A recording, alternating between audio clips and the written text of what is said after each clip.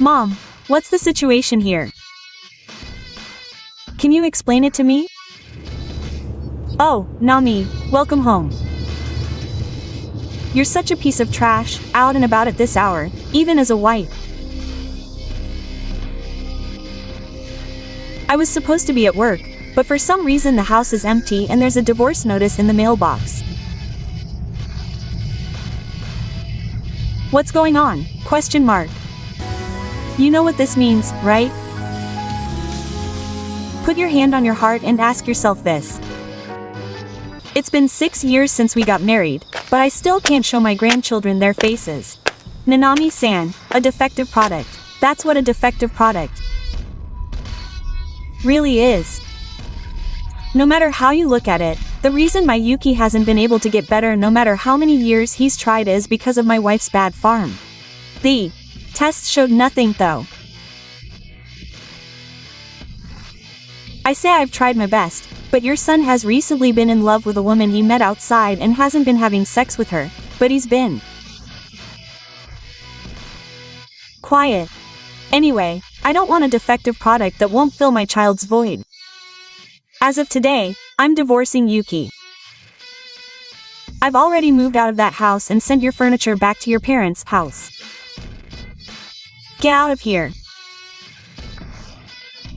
Even if you're suddenly telling me this, please let me at least talk to Yuki. This is a marital problem. You're trying to manipulate my child again like that. I won't let that happen. You're not allowed to contact my Yuki. If you have anything you want to talk about, do it through me. Yuki feels the same way. Huh? There's someone else in my family who's pregnant, so you should step aside. Yes, a baby in the womb? It's not like Yuki's friend. Outside is pregnant with his child. Huh? His mistress got pregnant? Yes. You're the one who won't bury his child because your mistress had one. It's a bit of a reverse order, and I don't like it, but it's 100 times worse than a woman who won't bury her grandchild. If you find out, just get a divorce and get out of here like a defective product. I see. This is a very unpleasant development, but if you insist, I guess I have no choice. I'll get a divorce. I've lost my love for you too. Well, if you understand, that's fine. But cheating is cheating. I'll demand compensation. I'll have my lawyer contact you later, so please take care of it. Well, that's hot-headed. You should be the one paying compensation since you wasted 6 years tying up courage. Well, whatever. I'll give you one last chance to be poor Utsumi. Be grateful for this and never come near courage again. Nana-san, long time no see, it's Toko. Oh, it's Toko. Long time no see. It's been 8 months. What's up today? Did your son get divorced again? That's your 4th divorce. Congratulations. Huh? Wait, what's wrong? Never mind. Wait. Isn't this about divorce? Every time that nerdy Yuki-kun got married or divorced, he contacted me to belittle me or take it out on me. I thought it would be the same this time, but you haven't. Divorced yet? Huh, well, you got divorced the other day, but still. Congratulations. I don't want to be mad at you at all. What? Are you making fun of me? No, I'm not making fun of you at all. Who would have thought that a cheating man with his brain in his lower body could get married 4 times? It's a miracle that even God would be surprised by. I'm impressed. You're not making fun of me, are you? I'm not. But I think you must have a lot of free time to go out of your way to contact me. I think this is just a formal greeting or something. Shut up. You're still a mean woman. I don't want to hear that from Toshiko. Well, let's put that aside for now. What do you want today? To report your divorce? Stop saying it's just the usual. If you keep being so cheeky, I'll throw out the talk of getting back together that I brought up. Yes, you should be happy about the talk of getting back together, Nana-san. I'll give you my courage and a chance to start over. Sigh. I've married 4 people, including you, but none of them had children in the end, and it seems like Courage is getting tired of it. He's thinking of giving up on having children. So Courage and I are getting old, and I'm worried about Go, so I decided to get back together with you. Wow, that's so condescending. In other words, you're going to be the one taking care of her and providing nursing care. How arrogant of you to say you didn't have any children, but what happened to the child you had with your first affair?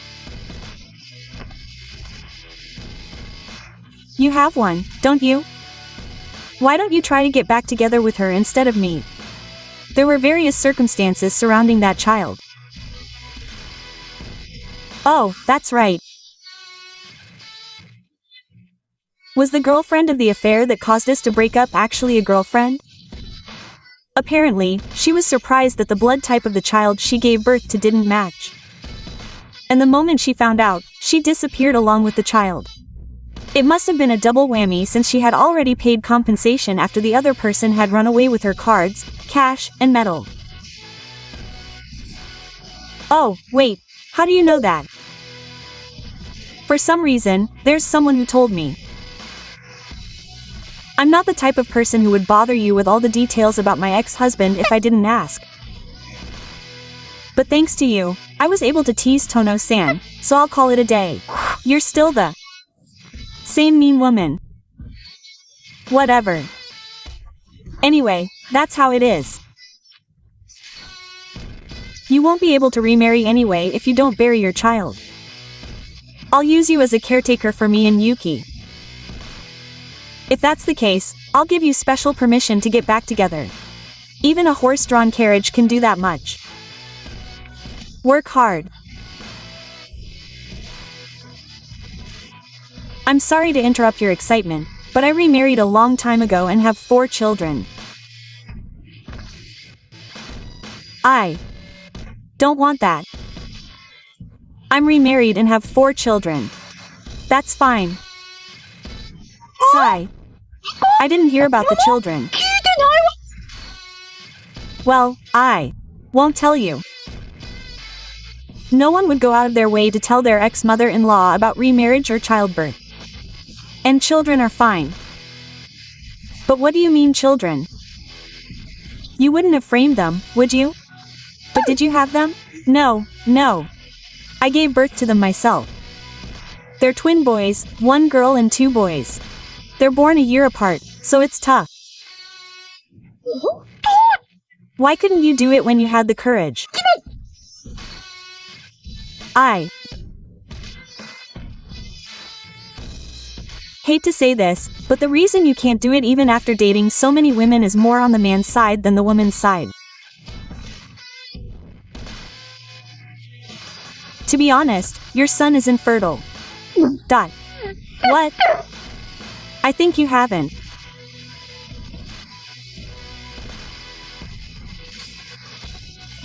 Had your son tested until now because you said there was a problem on the woman's side, but I understand that you want to believe in your son, but when it's this devastating, there's no way to think about it.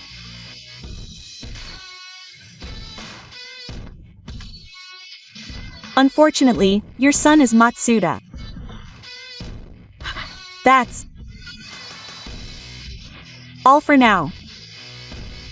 Well then, good work. Wait a minute. If that's the case, then it's a different story. I'll take your child. Ha. Even though we're divorced, she did marry into our family at one point.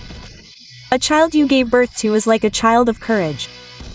Take one child who seems to be good. I'll treat him as my grandchild.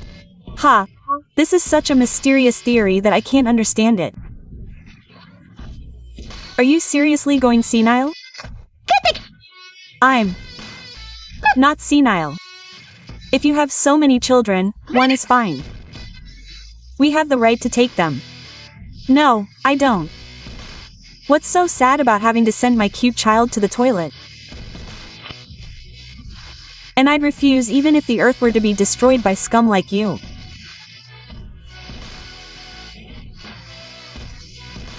Even if by some chance my wife were to send my child to the toilet, I would never send him to you.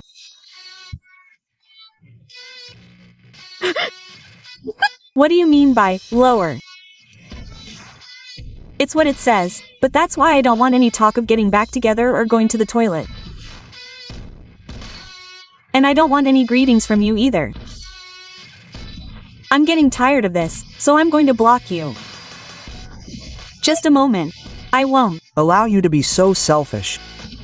It's okay if Kakuko doesn't forgive me. Come on. Stop clinging to the ex you kicked out. There's no way. Well, let's both keep trying our best. Goodbye.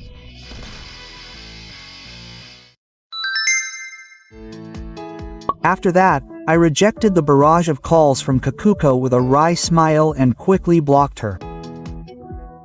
I heard rumors that Kakuko mustered up the courage to go for a test in a hurry, and when she was diagnosed as infertile, she was so shocked that she became completely dejected and shut herself away.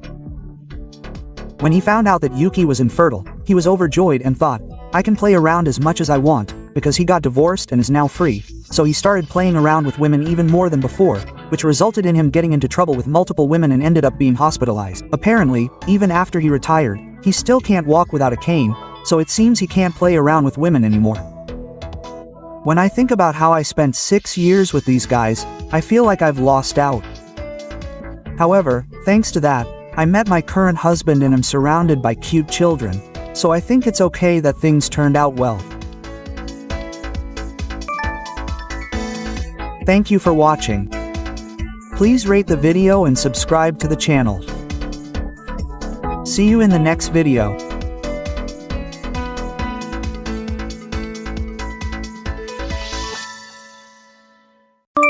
ゆなさん、この度は結婚おめでとう。SNS で結婚報告見て連絡させてもらったよ。再来月結婚式もするんだって。おめでたいね。ありがとう。正式にはまだ入籍してなくて、再来月の結婚式の後に籍を入れるんだけど、心はすでに夫婦です。これから夫婦2人で頑張っていくので、応援よろしくお願いします。もちろん、応援するよ。でも、寂しいな。私は結婚式に呼んでくれないんだね。今更だけど、あなたどちら様だっけ？ごめん、いろんな人からお祝いの LINE もらうから、もう誰が誰だかわからなくて。私のこと忘れちゃったの？高校時代はあんなに仲良くしてたのに。高校時代の友達？学生時代に仲良くしてた人にはもう結婚報告もしたし、結婚式の招待状も送ったはずだけど、忘れられちゃったなんて悲しいな。私は一度たりとも忘れたことはないのに。あなたに破かれた教科書もノートも、隠されたり汚されたりした靴やペンケースのことも、あることないことネットに書き込まれたことも、学校に行けなくなるほど精神的に追い詰められたことも、全部ね。はぁ？あんた、まさか、美咲？大正解！やっと思い出してくれた？そうだよ、美咲だよ。あなたが高校時代、不登校に追い込んだ女だよ。今さら何の用よ？どういうつもりで連絡してきたの？最初に言ったでしょ？結婚するって聞いたからお祝いするために、あなたのお友達にわざわざ連絡先を聞いて連絡したの。ついでに学生時代の思い出話もしようかなって。私を不登校に追い込んだことを忘れて、のうのうと幸せになるなんて、あんまりにも寂しいじゃない？結婚式にも呼んでくれないし。当たり前でしょ。誰があんたなんか呼ぶもんか。余計なこと言われて、私の結婚式が台無しにされたらたまったものじゃない。そんなこと言わないでよ。私、あなたの旦那さんともお話ししたいな。旦那さんが知らないあなたの昔話とか、バレたら結婚どころか仇の仕事ができなくなるようなあなたの犯罪歴とか。結婚式にお邪魔して旦那さんにお話ししてあげようか？そんなことできるわけないでしょ。相変わらず考えが浅いのね。大方、あの時の復讐をするために、私の結婚式に乗り込んでめちゃくちゃにするつもりなんだろうけど、招待状がなければ式場には入れないんだからね。招待状持ってないあんたが来たって門前払いされるわ。復讐しようとしたって無駄なんだよ。残念だったね。ご心配どうもありがとう。でも大丈夫だよ。招待状ならたくさん持ってるから。は？たくさん持ってる？ええ。当日は誰の名前で行こうかな。あなたが結婚式で余興を頼んだ腰巾着のモモか？ウェルカムボードや小物を作った万引き常習犯のマリエ？それとも、友人代表スピーチをする予定のあなたの大親友ニーナかな？ちょっと、あんたまさか、他の奴らから招待状を奪ったの？まさか奪ってなんかないよ。あなたの結婚報告を見て、あの頃が懐かしくなったから、元同級生たちに会いに行って、ちょっと学生時代の思い出話をしただけよ。その上で、私も結婚式行きたいなーって言っただけ。そうしたらみんな、快く招待状を譲ってくれるって言ったの。みんなあの頃のことなんか忘れちゃったみたいに、一流企業で働いてたり、素敵な男性と結婚したり、かわいいお子さんがいたり、幸せそうに暮らしてたからね。私が他のどこかで思い出話をしたらどうなるか、ちゃんと理解してくれたよ。私の友達を脅したわけ？マジで何考えてんのよ。いつまでも昔のことにこだわって、人の結婚式をめちゃくちゃにしようとして、頭おかしいんじゃないの？そうだよ。私、あなたのせいで頭おかしくなっちゃった。だから責任取って破滅して。ふざけんな。美咲のくせに調子乗るんじゃねえよ。あんたなんかに私の結婚式を邪魔されてたまるか。結婚式の日は徹底的にあんたを排除するから、思い通りに行くと思わないでよ。じゃああなたがどれだけ私を排除できるか、高みの見物をさせてもらおうかな。結婚式で会いましょうね、ユナ。おはよう、ユナさん。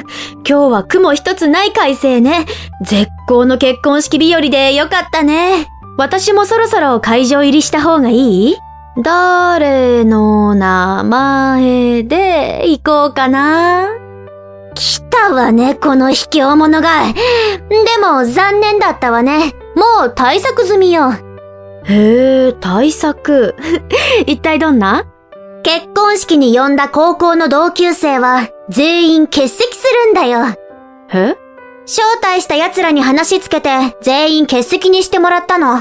後日改めて食事会を開いてお祝いをしてもらうけどね。欠席者の分は急遽小中学校や大学の友達を呼んで席を埋めた。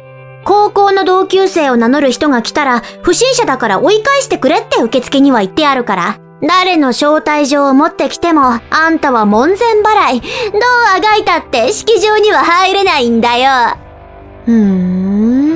なるほどね。復讐が空回りに終わって残念ね。ざまあみなさい。あなたってほんとおめでたいね。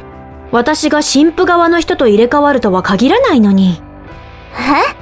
新郎の親族や友人の顔と名前は確認した？ウェディングプランナーや式場スタッフは？カメラマンや音楽機材担当者、清掃スタッフはどう？その人たちと入れ替わっていても私を見つけられる？そんな。さて、私は一体どこにいるでしょうか。見つけられるといいね。式が始まるまでに。なんなのよ、もうしつこいのよ。何年も前のことをネチネチと、あんたが不登校になったのは私のせいじゃないし、あの程度で不登校になるようなあんたが悪いんでしょ。私は悪くないから逆恨みはやめて。は？私は悪くない？逆恨み？冗談言わないでよ。あんたの彼氏に色目使っただの、ガリ勉で地味で鼻につくだの、そんなくだらない理由で私の人生をめちゃくちゃにしたくせに、よくも抜け抜けと。いや、だってじゃないよ。あなたたちはただの遊びのつもりだったかもしれないけどね、こっちは毎日命がけだったんだよ。今日はもっとひどいことをされるんじゃないかって毎日怖くてたまらなかったし、惨めで仕方なかった。それなのにあなたは反省すらしないでのうのうと結婚して幸せになろうとしやがって。本当に全部喋ってやろうか。あなたの旦那にも親にも親戚にも友達にもさ、あなたの悪行や犯罪歴を書き連ね、当時の証拠品をつけた文書をそこら中にばらまいてやろうか。自分は悪いことしてないって言うなら構わないでしょねえ。やめてください。ごめんなさい。許してください。それは何に対する謝罪？私は何も悪いことしてないのに、どうして謝るの？おかしな人ね。私が悪かったです。高校の時のこと、ひどいことしたってちゃんと理解してます。ごめんなさい。すみませんでした。謝ります。何でもしますから。お願いだから許してください。結婚式だけは見逃してください。何もしないでお願い。結婚式が終わったら、土下座でも慰謝料でも何でもするから。何でもする？じゃあ私の人生と同じようにあなたの結婚式をめちゃくちゃにさせて。そうしたら許してあげるよ。それだけはやめてお願い。彼は私の会社の社長の息子なの。だから会社の人もたくさん来てるのよ今日は。彼や他の人に昔のことを知られたら、私会社にいられなくなっちゃう。私の築いてきた信用が、キャリアが。知ってるよ、そんなこと。だからこそこの結婚式をめちゃくちゃにするの。いいタイミングでぶち壊してあげるから楽しみにしていてね。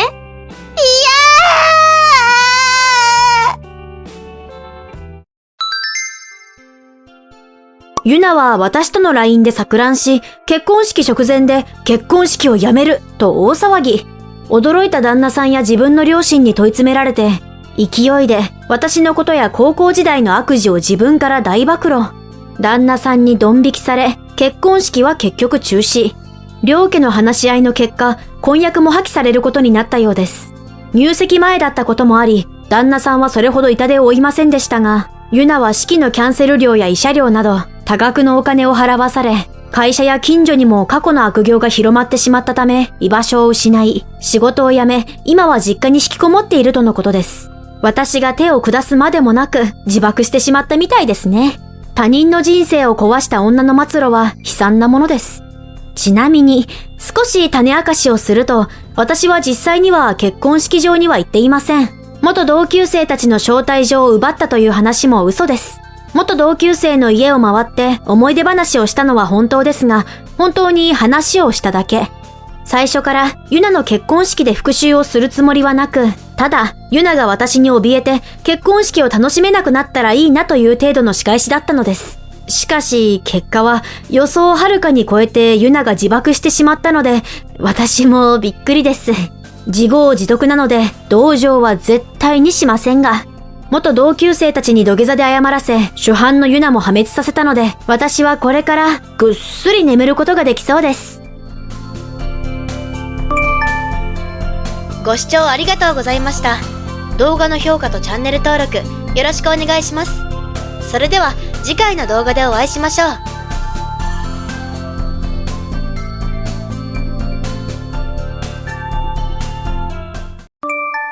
アキナさん、周りくどいの嫌いだからさっさと暴露しちゃうね。何ですか？あなたの旦那の厚尾さんね、私のものになりました。は？だから私のものになったの。今ホテルから出てきたばっかり。それはつまり、キエコさん、あなたが私の主人と浮気しているということでよろしい？その通りよ。実は、初めて結ばれてから1年近くになるんだけどね。うちの夫と接点あったっけ？私、厚尾さんが経営する会社に転職したのよ。もちろん、厚尾さんを狙っての転職よ。私って仕事できる女だから、それはもう簡単に入社試験を突破したわ。そんな私の姿に、厚尾さんが惚れちゃったみたいでね。もう怖いくらいの計画通り。それは話が逸れてるんですか？本題なんですか？私の主人を略奪したことを暴露して、次は何をしたいの？不貞カップルの馴れ初めなんかどうでもいいから、さっさと話を進めてくれないかな。なんか調子狂うわね。さっき、回りくどいのは嫌いだと言っていなかった？私も嫌いなの。まあいいわ。だったら話を進めましょ。来月入って早々に1週間お休み取ったんだけど、厚尾さんと旅行に行ってくるわね。は？で、この旅行中、うちの子3人の面倒は暇してる専業主婦のあなたが見てね。はい？そんな理不尽な依頼を私が承諾するとでも？あなたは承諾するしかないのよ。どうして？私はシングルマザーとして子育てと仕事を両立できるスーパーキャリアウーマンなのに、あなたは専業主婦だから。もうちょっとわかりやすく説明してくれない？話が飛躍しすぎて何が何だかさっぱりなんだけど。アキナさん、意外と鈍いわね。てか、自分の立場を全然わかってないのね。私の立場？あなた、今は社長夫人の専業主婦なんていう贅沢極まりない地位にいるじゃない？でもそれって、脆い砂の後ろにいるようなもので、一歩間違えば土台を失って奈落の底へ真っ逆さまなのよね。つまり、仕事をしていない私が離婚となると、養ってもらえる当てを失うんだぞ、と。脅しをかけているつもり？あらやだ、脅しだなんて物騒なこと。私はただ、現実を見てほしいなって話しているだけ。離婚されて路頭に迷いたくなかったら、旅行の間はうちの子の面倒よろしくね。そんな無茶苦茶な要求が通ると思ってるの？通ると思ってるよ。専業主婦ほど危うい立場はないと理解できれば、あなたも一つお利口さんになれるんだけど、無理かな？ええ、無理ね。はあ？夫の浮気相手の子供を世話できるほど人間できてないから。絶対に無理。アキナさん、あなたね、意地を張ればいいってものじゃないのよ。離婚されたくないでしょ？あなたの娘も、幼子抱えて無一文で寒空の下に放り出されたくなかったら、うちの子たちの面倒、ちゃんと見なさいよ。兄さん、今いい？おう、どうした？例の件、急ピッチの前倒しでお願いしたいんだけど。いいかな？急ピッチの前倒しでって、ずいぶん急いでいるみたいだな。もともとは子供の夏休み終わりくらいをめどにって話だったけど。夏休み前にお願い。なんなら来月でも。難しいかな？いや、まあ、俺としては早ければ早いほど助かるけど。何かあったのか？厚尾への制裁、早まりそうなんだ。今日の昼間、厚尾の浮気相手のママ友が不貞行為を暴露してきたのよ。マジで？しかも、来月早々に厚尾と旅行行くからって、あっちの子供3人の面倒を私に押し付けようとしてんの。なんだそれ。本当はもう少し泳がせようと思っていたけど、小さなお子さんのことが絡んできたんじゃ、さすがにね。なんつうか、そのママ友頭おかしいのか？どうなんだろうね。あの思考回路を理解できる人がいたらすごいとは思うけど、理解する価値はないと思う。なかなか言うじゃないか。私は屈するつもりはないし、ましてや弱い立場なわけでもないからね。向こうが私のことを激しく誤解している分、滑稽に見えて逆にかわいそうになっちゃう。なるほど。よし、じゃあ、週末土曜日に俺ん家で今後のことを話そうと思うけど、予定はどうだ？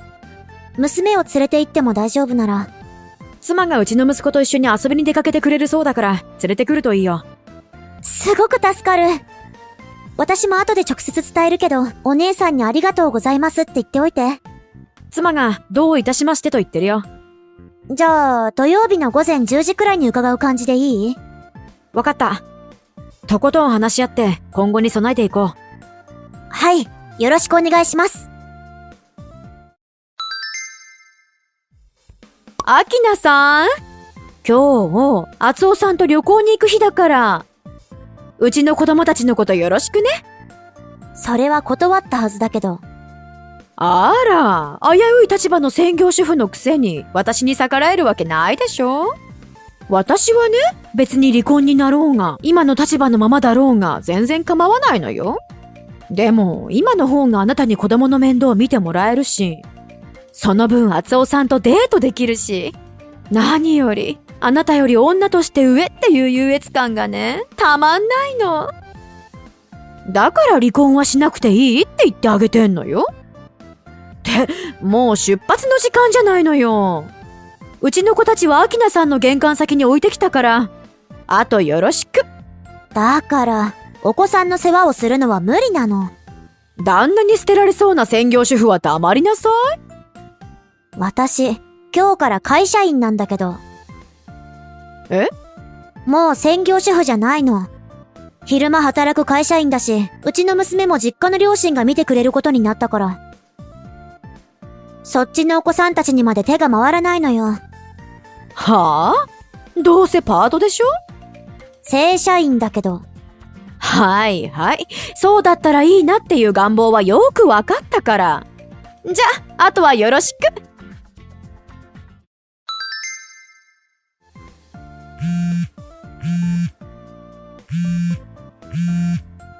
ちょっと！アキナさん！うちの子たちはどこ？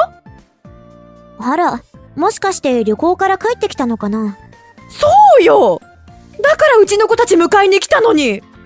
厚尾さんがあんたとあんたの娘の荷物がきれいさっぱりなくなってるって言ってて、どういうこと？うちの子たちどこやったのよ！あのまま放置していたんだとしたら承知しないよ！ああ、それは大丈夫。どこが大丈夫なのよ！お子さんたち、あなたの元旦那さんのところにいるはずだよ。はあ？元旦那？あの子たちのお父さんだからね。連絡しないと思って。他のママ友の旦那さんに元同僚だという方がいらっしゃって、連絡先をご存知だったから。その方経由であらかじめ連絡を取っておいたの。まさか。ええ。1週間前、あなたがうちの玄関先にお子さんたちを置き去りにしたのを確認した元旦那さんが、そのまま保護して自分のご実家に連れて帰りましたから。はあ？今後は親権を取るため戦うそうなので、養育費の支払いなど覚悟を決めておいた方がいいと思いますよ。何勝手なことしてんの！こうなったら、厚尾さんに頼んであんたと離婚してもらうわ！そうですか。あんたも愚かなことをしたものね。専業主婦のくせに強がって私に逆らうからこんなことになるのよ。せいぜい貧困にあえいで苦しむといいわ。私、会社員になったと言ったよね。は？キエコさん。私が1年ほど専業主婦だったのは、やむを得ない事情とタイミングがあったからなの。何それ？私、起業する兄を手伝うために、前の職場の退職が決まっていたんだけど、この不況の煽りを受けて、私の退職日前に会社が倒産してしまったの。で、兄の起業準備のこともあるし、子供がちょうど小学生になるタイミングもあるし、だったら下手にどこかに勤めるより、資格取得のための期間に当てる方が有意義だねという話になって、その資格も無事取れたので、2ヶ月前にスタートを切った兄の会社で、1週間前から働き始めたのよ。私が働き出すのは、本当はもう少し先の話だったんだけどね。キエコさんが離婚を盾に脅してくるなんて真似をするから。兄と相談して、予定前倒しでこのような形になりました。何それ。大人の事情に巻き込んでしまった娘には申し訳なかったけど、もともと父親の厚尾には懐いていなかったし、大好きなじいじとばあばが一緒に暮らしてくれると分かって大喜びしてるから、結果オーライということで落ち着きました。何それ。弁護士を依頼したので、今後は離婚に向けての話し合いになります。もちろん、二人には慰謝料を請求します。嘘。そうそう。厚尾社長解任の動きが出ているそうだから。はあ？私は社外の人間なので詳しいことは知らないけど、社長自らコンプラ違反を続々やらかしていたそうだし。仕方ないよね。ちょっと待って。何なのよこれ。私たちに美味しい話が一つもないじゃないの。てかやばい方向に振り切ってんじゃないのよ。それを自業自得と言います。もう話してても拉致が開かなそうだし、言いたいことは後日そちらに行く弁護士さんにお願いします。では失礼。この1ヶ月後、私と厚尾の離婚が成立。慰謝料も2人からしっかり一括で。厚尾には娘の養育費も請求し、こちらも一括で払わせました。それからほどなく、社長の座を追われた厚尾。先代社長夫婦の両親から感動され、今は日雇いの仕事で食いつないでいるようです。そしてキエコさんは、元旦那さんに親権を持っていかれ、今後は子供3人分の養育費を払っていくことになりますが、元社長との関係は社内に知れ渡っているため、ひそひそに耐えられず退職。そのまま引きこもりかけたのを、両親が引きずり出して住み込みの職場へ放り込んだそうです。仕事ができるのは本当らしいので、あとは破綻したあの性格の問題。先は長そうですね。ご視聴ありがとうございました。動画の評価とチャンネル登録、よろしくお願いします。それでは次回の動画でお会いしましょう。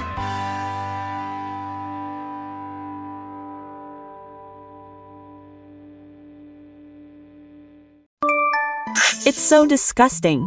It's so disgusting. How can you feed such a disgusting lunch to your own husband? Oh, and to begin with, you're an elite who's on the fast track to success at work, and you're feeding me something this bad? That's what you got, right? Oh, it's just part of your usual routine, so don't bother sending me line messages. What's with that attitude? I'm giving your husband valuable advice on his daily home cooking. By the way, tell me what was the worst thing about today's lunch? It goes without saying that it was the simmered satay. This simmered dish is probably the main dish in today's lunch, but it's already the worst thing. You can't even tell what this tastes like. You're the one who's failed as a son. Huh. That simmered satay was something my mother shared with me because she made too much. Huh, what? This was made by my mother? If you have a problem with the taste, tell the person who made it directly. Oh, no. Come on. Today is the end of your workday, isn't it? Concentrate on your work instead of wasting your time on such trivial things. That night. Good evening, Sachi. Good evening. Mom has gotten quite old. Yes, she has. Sachi, have you started your vacation from work yet? Yes, yesterday was my last day of work. Are you talking about making New Year's dishes before the end of the year? Oh, no, it's fine this time. Huh, we talked about 20 relatives getting together for New Year's, including Grandma Toki's invitation. Oh, yes. My mom and sister were talking about how the amount of New Year's dishes would be huge. Yeah, that's right. My dad must be having a hard time, So he suggested that we ask Ryote to make 20 servings. He said he would pay for it, so I decided to take him up on his offer. Oh, Dad's so generous. Really? Now that I think about it, I should have done the same thing at the end of last year. Huh, last year? I'm sorry for putting such a big burden on you back then. I hurt my wrist and can't hold a knife. My sister had to go on a sudden business trip overseas, and my father can cook simple dishes, but making oseki dishes is definitely a high hurdle.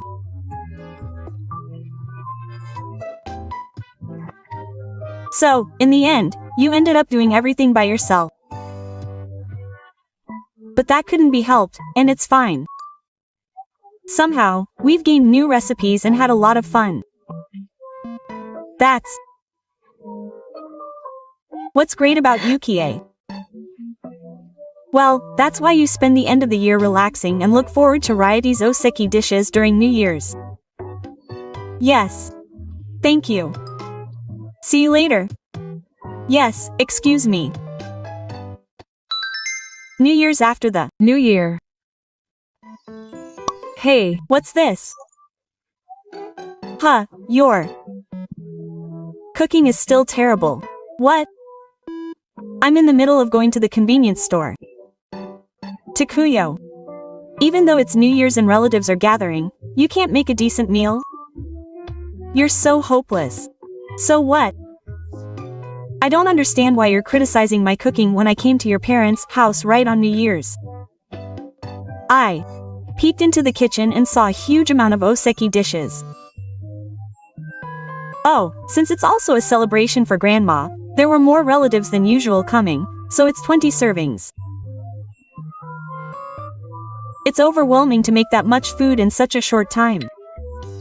You must have created so much garbage. Huh? Garbage? It's definitely garbage. Garbage. It looks disgusting. And it was. I never imagined we'd all just snack on the food for the celebration. I Thought we'd need poison. Poison? The 20 servings of osechi you made went straight into the trash. What? You threw away all the food for 20 people? You threw it away? Don't make bad food for my relatives. No, I didn't make anything. Huh, didn't I tell you at the end of the year? This time, there are so many people, and it's a family gathering that's also a celebration for Grandma, so Dad suggested that we reserve Ryote's osechi. Did you buy it? You made it all last year. It's just that I'm the only one who can cook because of all the troubles that have piled up. I heard that your father paid for all of Oz's orders this time, but I heard it was about 350,000 yen for 20 people. 350,000 yen? You Threw it all away? You threw it. away. What are you doing? And the kitchen's getting noisy. Didn't everyone start gathering around the place where Oz was thrown away? This is bad. 30 minutes later. Shut up. Where did you run off to? It doesn't matter where you went. I don't need to tell you that everyone is angry at Ka. Did they know I did it? Yeah. I told them. What? What are you doing? You should be killing your own husband. Why are you doing this so easily? Of course I'm going to tell on you. Why? I don't understand how you can think I'll take it on you when the whole reason was to harass me. What? Just come back. It won't do any good if you keep running away after this. How can I stay in such a dangerous place? You're the one who made it such a dangerous place. Just hurry up and come back. No way. I'm not at fault. What are you talking about, calling me over here? It's all your fault, my wife, for not cooking. You should apologize to everyone.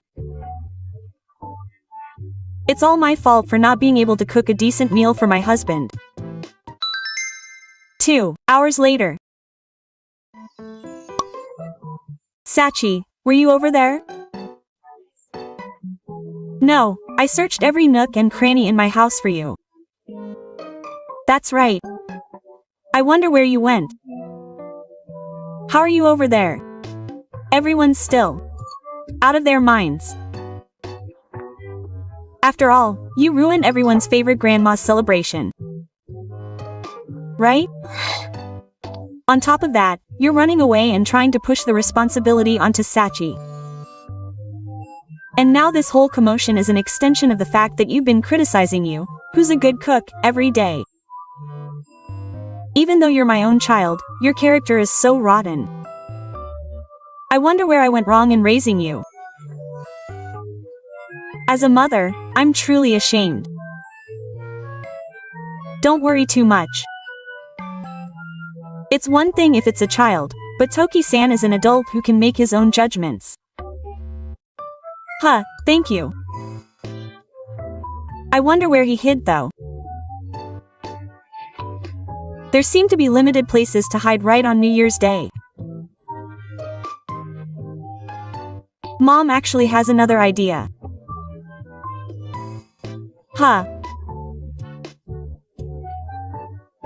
Actually, I think Toki-san is almost certainly here. Well, where exactly? I didn't want to make a move so early in the new year because it would just add more trouble to Mom, but I'm sorry that I can't get through to you. Yukie-san, could you please bring as many of the men who can go out as possible and come to the address I'll send you now? In another 2 hours. Toki, why don't you just give up and come out? Have you apologized to your relatives properly? Once I've confirmed that, I'll go home. No one thinks I'm in the wrong, so it's no use for me to apologize. What? Toki-san is the only one who thinks my cooking is bad. Then I won't go home. So you're just trying to get away. You don't know where I am. Well, I'm sorry that you realized you were a bad eater. I apologized to my relatives for all the misfortunes and said I would take responsibility for paying the 350,000 yen for the New Year's meal that was thrown away. If you're going to make a fire, I'll move out. Do you think I'd do something so unreasonable? Then I won't move out. It's fine. I already knew where you were hiding. Besides, that's the only place. What? Your hiding place is Hiroda Mi, 36, who works at your company's cafeteria. That woman's apartment, right? Why did I suspect you of cheating on me ever since you started calling me a bad eater? Well, it's strange that you'd suddenly start saying you couldn't eat your wife's cooking, even though you'd been eating it normally up until then. I realized that you might be comparing me to someone else. After investigating, I found out about Hiroda. Is that Tiri the one who's cheating on me? Okay, now that the explanation is over, yeah. The door is unlocked. Is it locked? This is what it means to be careless. From now on, 10 relatives, including your parents, are ready to storm in. Why, we'll all storm in at once. Well, a few days later, Megumi, I'm really sorry about the inconvenience this time.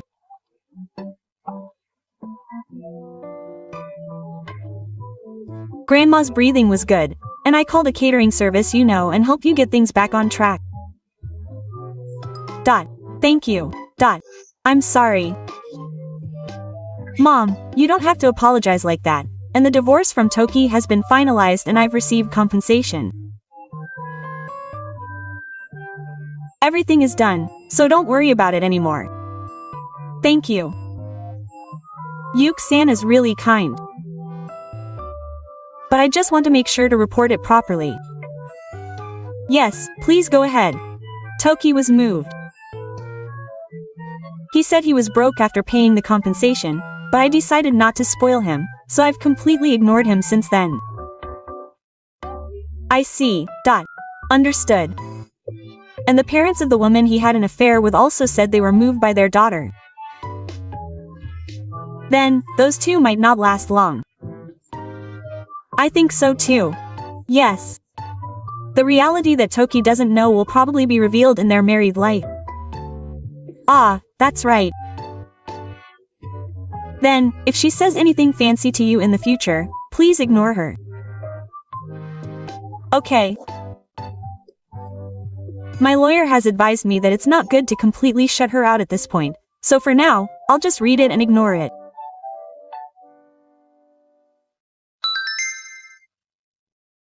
Later, the conversation goes back to the time of the raid, but the parents of the cheating partner who were contacted arrived in the middle of the night. The interrogation session with the cheating partner sitting on the floor, including the lecture, continued until morning. And the divorce was finalized. Toki was able to marry the restaurant's food stall woman, so he decided to come and remarry her.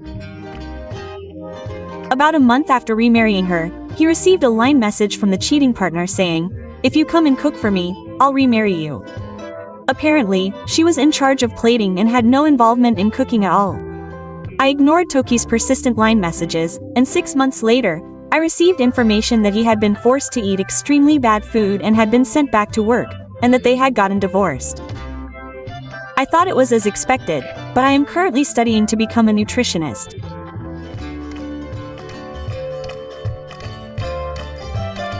Thank you for watching. Please rate the video and subscribe to the channel. I'll see you in the next video.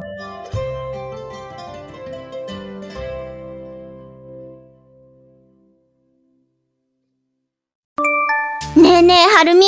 あんた結婚したんだよね。うちのお母さんに聞いてびっくりしたんだからね。ゆめこ？なんで私を結婚式呼ばないのよ。私たち幼馴染じゃん。結婚式は身内だけ呼んで海外でやったの。は？海外？それ、ハワイとかグアムとか、そういうこと？場所はシンガポールだよ。いいな、いいな。私も呼んでほしかった。海外に行ったことないから羨ましいんだけど。いや、さすがにゆめこは呼びたくないかな。なんでよ。聞き返されるとは思わなかったわ。あれだけのことしといて。何の話？大学2年生の時、当時の彼氏に私が浮気してるって吹き込んで別れさせたじゃないの。嘘を信じた彼もどうかとは思うけど、そもそもは私の浮気話を捏造したゆめこが諸悪の根源だしね。はぁ？実際、はるみは浮気してたじゃん。はぁ？なんかやたらおめかししてさ、年上の男の人といたじゃん。6月の第2日曜日くらいだったよね、あれ。確か、夜7時頃、男の人に送られて帰ってきたよね。私しっかり覚えてるんだから。だから彼がかわいそうって思って知らせてあげたんだよ。それ、親戚の結婚式の帰りだって言ったよね。結婚式ならきちんとした格好をしていて当然だし、送ってくれたのは親戚のおじさんだよ。なんなら皇族の車に一緒に結婚式に出席したうちの両親が乗ってたから。なんだ、そうだったの？それならそうと言いなさいよ。ちゃんと弁解しないはるみが悪いんじゃん。言っても、彼氏さんかわいそう。だから私が付き合ってあげることにしたのって。浮かれて聞いちゃいなかっただけでしょ。あれ？そうだった？ったく。もう過去の話だから、これ以上言うのはやめるけど、私はもう、ゆめことは関わりたくないのよ。当時の濡れ衣もやっと晴れたようだし、もう連絡してこないでね。ああ、待って待って。あんたの旦那さんに関してのお知らせがあるのよ。ゆめ子、私の旦那のこと知ってたっけ？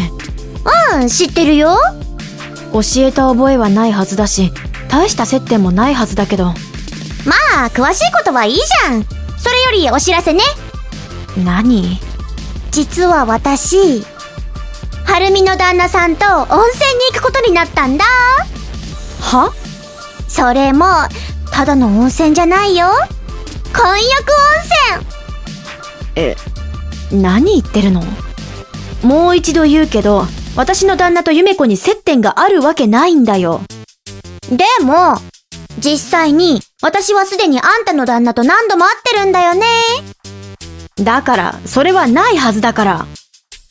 もう、私に取られたのが悔しいからって意地張るんじゃないよ。意地張ってるとかじゃないんだけど。彼、素敵よね。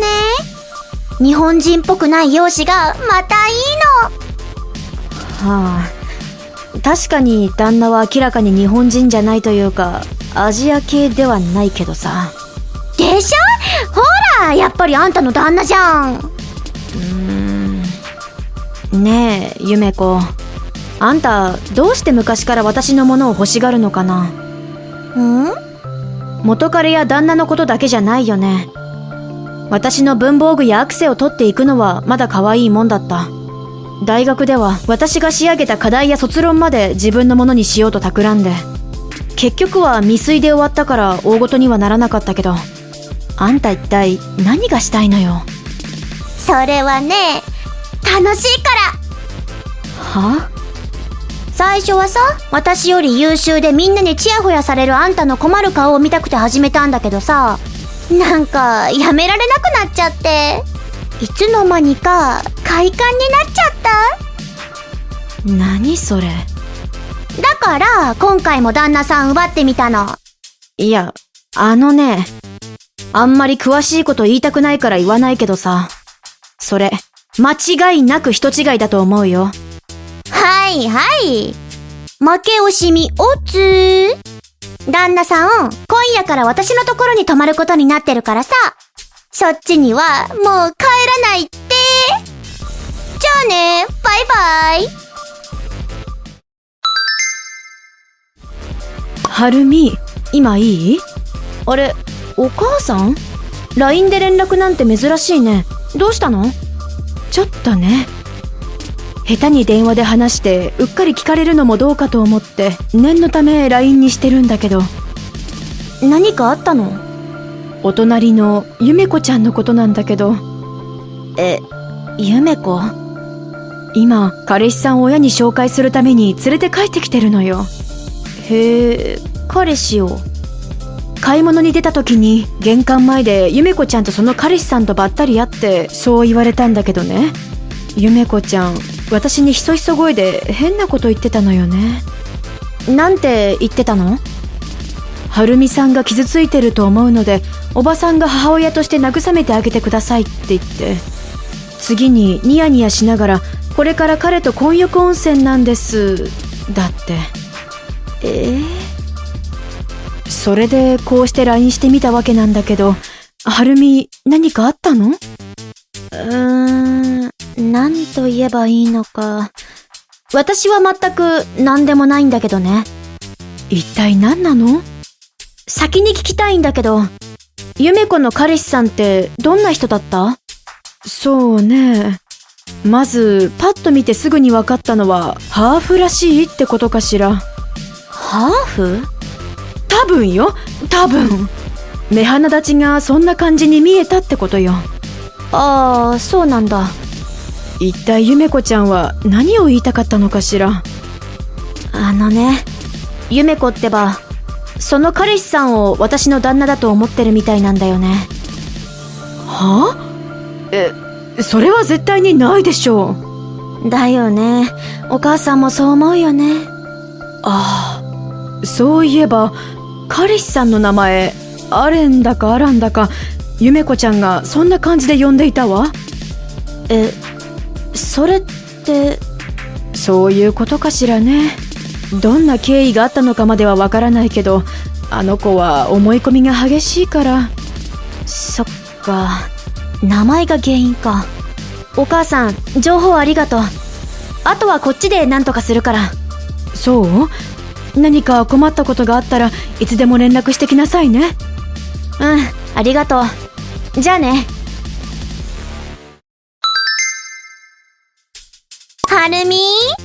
私ね、今、あんたの旦那と婚約中よ。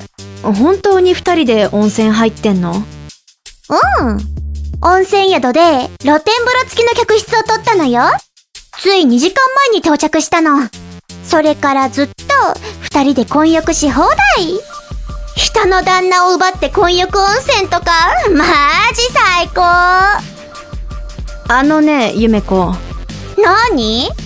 旦那なら隣にいるけど。というか、昼間からずっと2人で行動してるよ。ショッピングして、映画見て。夕飯は近所のレストランで食べてきて、つい30分前に家に着いて。今、リビングで紅茶飲みながら一息ついてるとこ。もちろん、2人で一緒にね。何言ってんの？いくらなんでもその嘘には限界があるって。実際、あんたの旦那は私と一緒に混浴温泉入ってんだから。何しろ、この日のためにスマホの防水対策バッチリにして、はるみに実況中継してんだから。嘘つくなら、もっとリアリティのある嘘にしようね。いや、本当に。旦那のアーロンは私の隣にいるんだってば。は？アーロン？誰それ？だから、私の旦那。私が勤める貿易会社の同僚でもあるアメリカ人の男性。は？もしかしてなんだけど、ゆめ子が言ってるのって、立花アレンさん？そうよ。何よ、ちゃんと把握してるんじゃないの。やっと私に奪われた現実を認める気になった？だから、私の旦那はアーロンだってば。だから誰よ、それ。一言で言うなら、あんたがアーロンとアレンを勘違いして、全く別人を私の旦那と思い込んで、関係を持っちゃったって感じ？は？そういえば、ゆめ子が勤めてる会社とうちの会社、海外事業部同士で取引があったね。立花アーレンさんは日本の大阪支社にいた時の私の同期だけど、彼も私とほぼ同じ時期に結婚したって聞いてたな。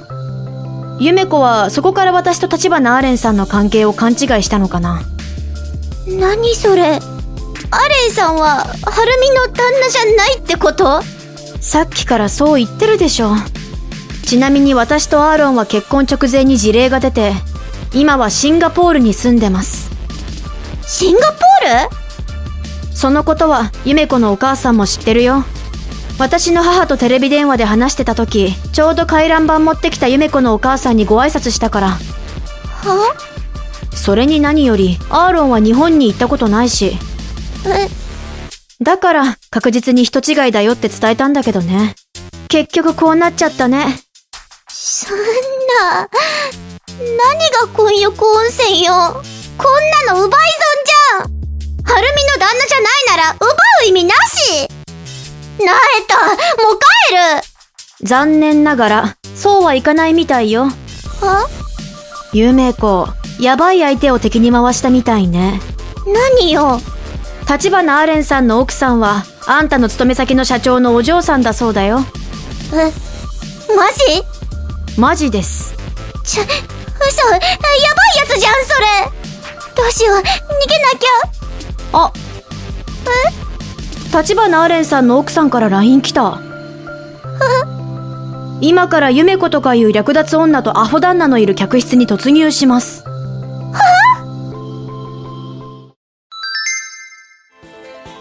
立花アーレンさんの奥さん、実は以前から旦那の浮気を疑っていたそうで、私が日本の同僚を通じて奥さんに一報を入れた時には、すでに離婚準備を整えていた後でした。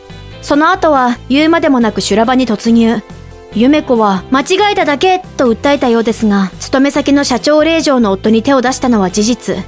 結果、2人は慰謝料を請求されました。さらに、就業時間中の浮気デートなど、経費の使い込みも発覚。もろもろ合わせて500万円の借金を背負ったのでした。当然、会社はクビ。